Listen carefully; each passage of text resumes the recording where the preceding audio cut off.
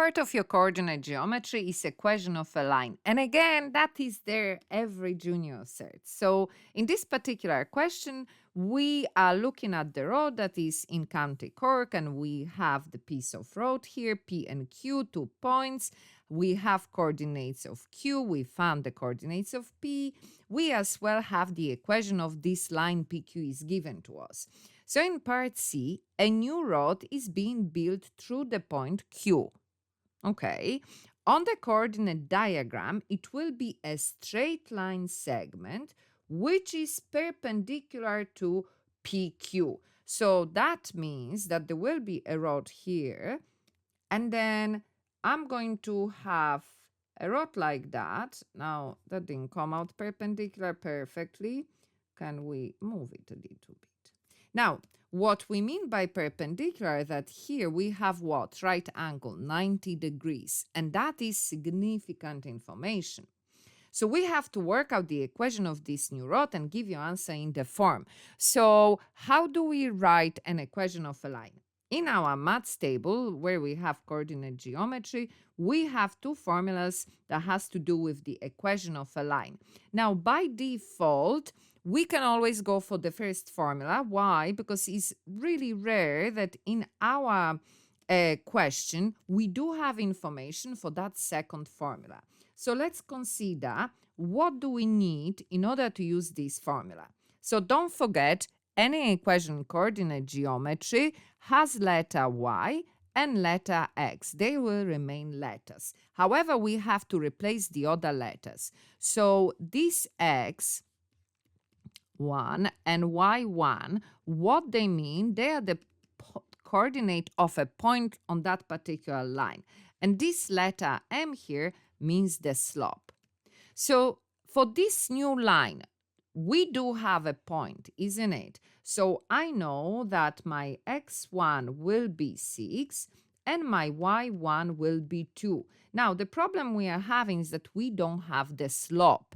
But when any word is in bold in your exam, make sure you pay attention. They highlighted the fact that perpendicular lines. So what kind of knowledge goes with that? So when the lines are perpendicular to each other, a slope of one line multiplied by the slope of the second line will equal -1. Now, what that means in practice actually is that if we have a slope of one line, we take it, we turn it upside down, and then we change the sign to the opposite. So for example, if the slope of one line is 3, then the second one, we turn it upside down, therefore 1/3, and that is positive, therefore this one will be negative.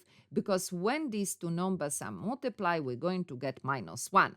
So now, that's not the slope here, that is just an example to make that clear.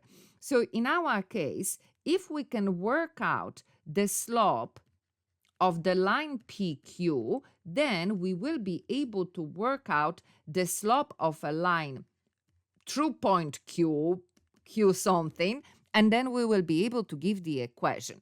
Okay, so what do we know about the line PQ? We have an equation.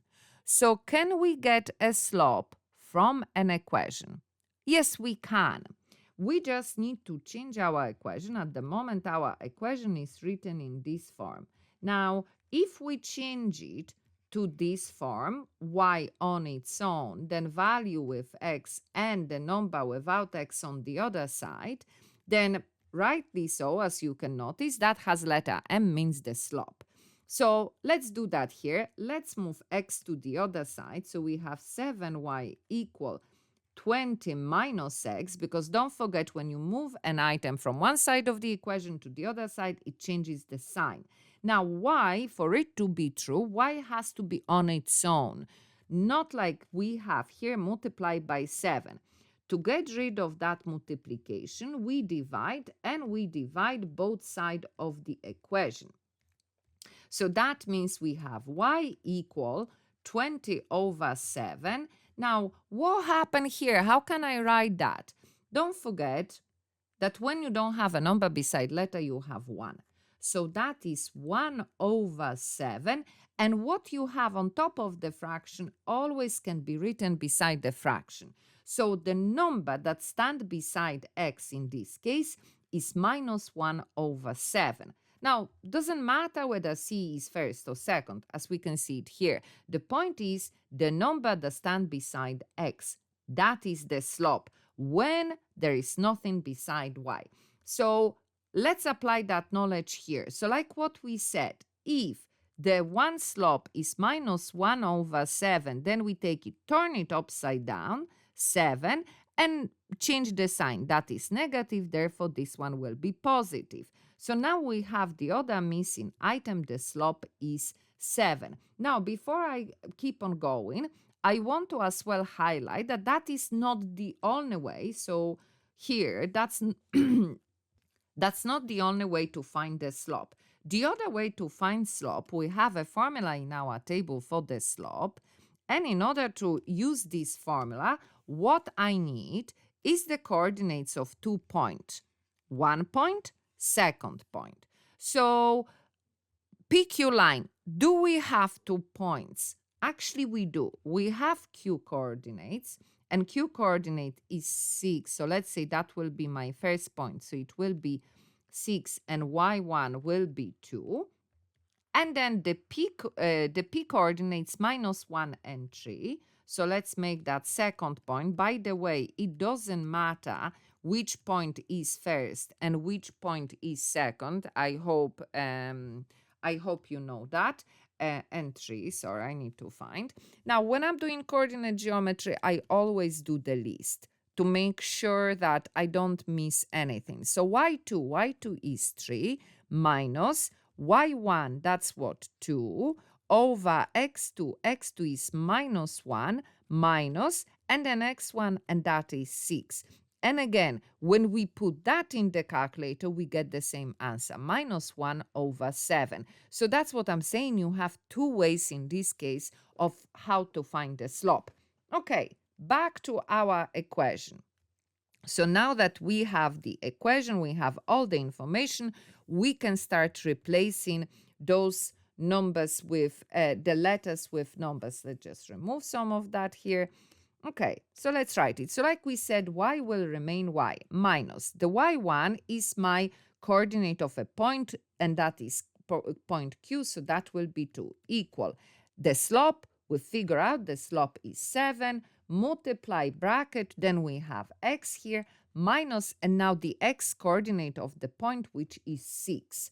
Now, what do we do here? Well, depending where we are going. And where are we going?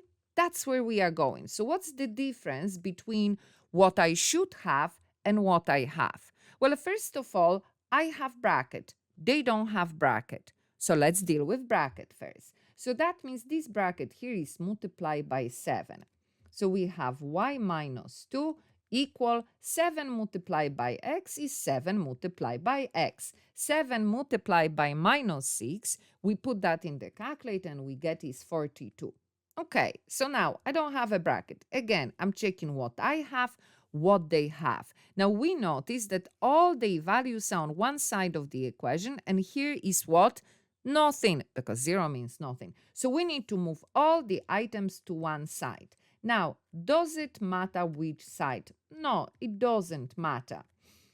The important part is that when you move an item to the other side, make sure you change the sign to the opposite. Okay, so let's arrange our numbers. So first value with x, which is what? Minus 7x. Then value with y, and it's just y. And then c is the number. So minus 2 plus 42, we put that in the calculator and we get is plus 40 equal 0. And then the condition are that A, the number that stand beside X, and B, number that stand beside Y, and C belong to R. So meaning no limitation any number. So yes, we fulfill all the condition. And again, very important, every year this part is there when you have to find the equation of a line. And like I said, coordinate geometry will become a big topic in your Living Cert. Make sure you really know it.